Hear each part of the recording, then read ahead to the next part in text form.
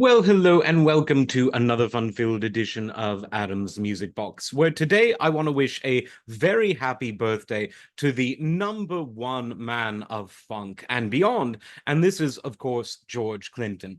Now, there are many arguments about when funk was invented, where it was invented, who invented it, and when and how it delineates from pre-existing genres like soul and rhythm and blues. And the fact of the matter is, genres are only important road signs to point you, the listener, or for that matter, the musician, in a certain direction. At the end of the day, music is about spontaneity, creativity, originality, and doing something that you and hopefully others think sounds interesting. But when it comes to funk, we could say James Brown was the originator, but the person who really embodied it and the person who really did more to push the idea of funk as a standalone genre forward more than anyone else was, without any doubt in my mind, George Clinton. He was not only a multi-instrumentalist, composer, lyricist, producer, arranger, and entrepreneur, but he was someone who, much like Miles Davis, was able to create music by bringing together musicians from all sorts of musical backgrounds, from the incredibly accomplished to the self-taught to people who were just on stage to provide non-musical forms of artistic expression, dancers, things like that. He created a kind of mood, he created a kind of movement, and he created live performances that really went beyond just a few people on stage playing their instruments. It was much, much more. It was progressive, it was theatrical, it was, frankly, everything that a lot of rock musicians get highlighted for doing. But Clinton did it in the funk genre.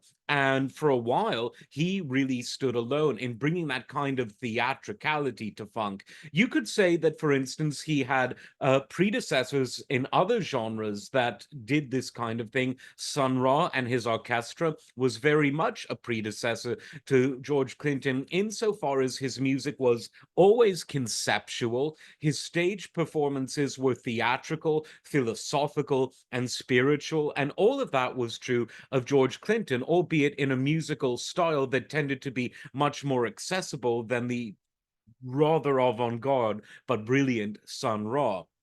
Now, with Parliament and Funkadelic, Clinton was running two bands at once. And in the early days, Funkadelic was the more psychedelic, guitar-driven, electric organ-driven kind of funk. And Parliament, before that, they were known as the Parliaments, were more on the R&B soulful side. But by the mid-70s, the bands in terms of their styles became rather interchangeable, but he continued to operate them as two separate units, which turned out to be a fairly good move. Now, he had a lot of obscure and interesting tracks. He had a lot of huge hits. There was his solo hit, Atomic Dog, for instance, Give Up the Funk. I mean, the list goes on. If you really want to see just how avant-garde they could be, check out the Parliament album Omnisium and listen to the song Silent Boatman, complete with Scottish bagpipes. Very interesting stuff. Maggot Brain by Funkadelic is an album that's an absolutely instant classic, and all of the music has continued to live on because, along with James Brown, George Clinton is one of the most sampled artists in hip-hop, the genre that really captured the imagination of music's epicenter, certainly in a commercial sense, from the 80s into the 90s, into the early 2000s, and arguably today, every form of pop music around is influenced either a bit or a lot by hip hop.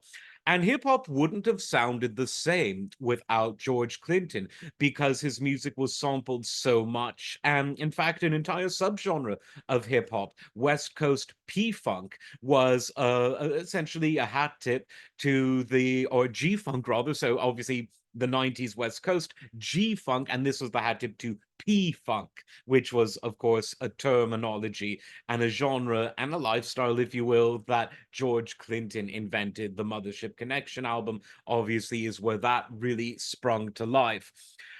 His influence, therefore, cannot be understated. It's everywhere. It was with other bands in the 70s that were playing funk. It was with the electro-funk movement of the 80s, which influenced everyone from what the Isley Brothers began to do to what Michael Jackson and Quincy Jones were doing.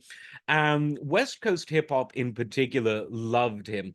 You hear him all over, for instance, The Chronic, Dr. Dre's seminal album. In fact, there's more than a few hat tips and references to George Clinton as well as the samples. So he was everywhere and he remains everywhere. And until very recently, he was still performing live and doing a wonderful job. I saw him a handful of years ago, but long after what most would consider his prime, but he had it. And the band was great and the performance was great. And the party atmosphere, the fun that he created was great. And the otherworldliness was great. So George Clinton, if you like funk, you cannot not like George Clinton. And even if you don't like funk, if you're a younger listener who's been sort of immersed from his or her early age in hip hop, you know George Clinton's music because you've heard it. You might just not have put the name to the sound, if you will. Happy birthday, George Clinton. May you have many more. Like, subscribe, and we will see you next time. Take care.